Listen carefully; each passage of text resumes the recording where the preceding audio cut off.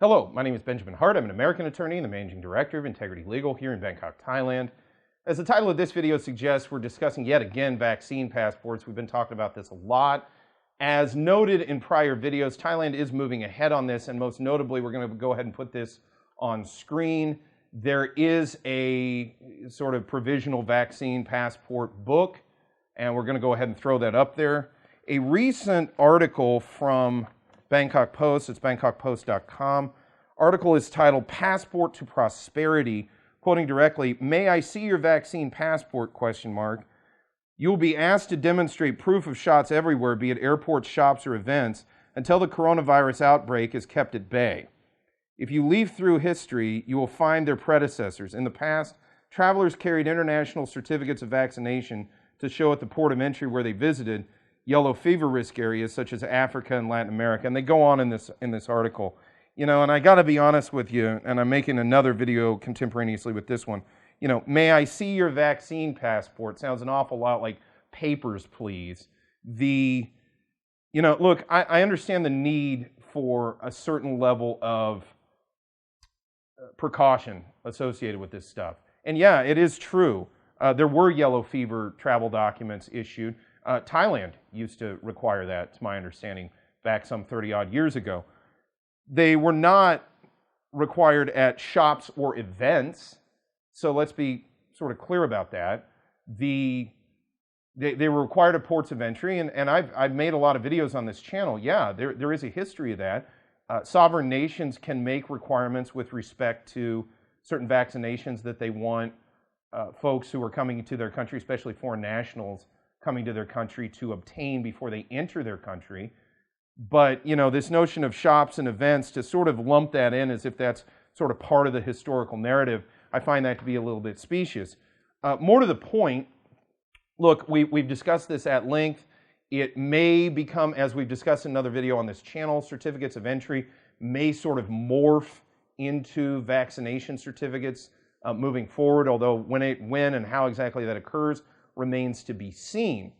And at what point this abates, at what point this sort of fades from the requirements, again, remains to be seen. As they sort of imply, again, from that, you know, quoting directly, "You'll be asked to demonstrate proof of shots everywhere until the coronavirus outbreak is kept at bay." Well, when is that? I mean, difficult to predict that, but presumably, okay, sometime in the future, it'll be determined that you no longer need this documentation. We've done videos on this. I think vaccine passports, you know, there is a historical precedent for them. Again, yellow fever documentation, etc. But the implications of this modern iteration, as I've gone over in other videos on this channel, it has some Orwellian overtones, not to mention the Orwellian and even Huxleyan, Huxley, who wrote Brave New World, some undertones of all of that as well. Interestingly, though, the WHO, and this is www.who.int,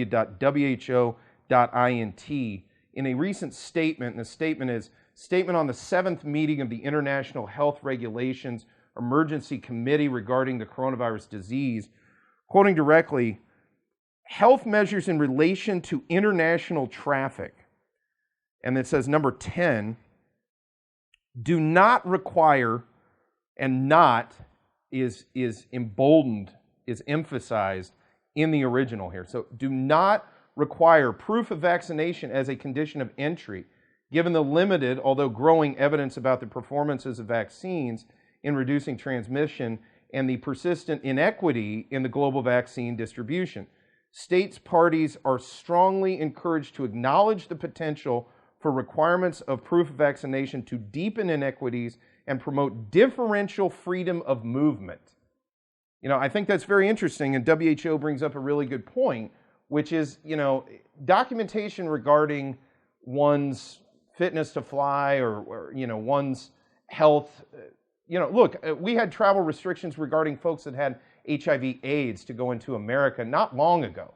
You know, so I do understand there are disease protocols, there's public health and safety issues that come up in the context of international travel, but those do need to be weighed against issues surrounding sort of personal freedom, human rights, right to travel, these kind of notions, privacy to say the least, And, I think we need to look at that even when the situation is the most dire, because, it's pretty easy to just cast these notions aside, and then you wake up one day and, you've got to send your doctor, your entire case history patient file from your private physician to anybody that wants to see it. Now, I'm not trying to use hyperbole or sort of make a false straw man argument or something.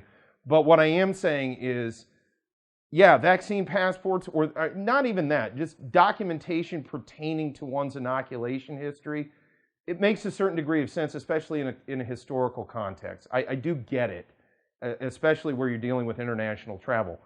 But to sort of just all lump that together with documentation that you need to just go about your daily life, that seems a little bit chilling, at least from my perspective.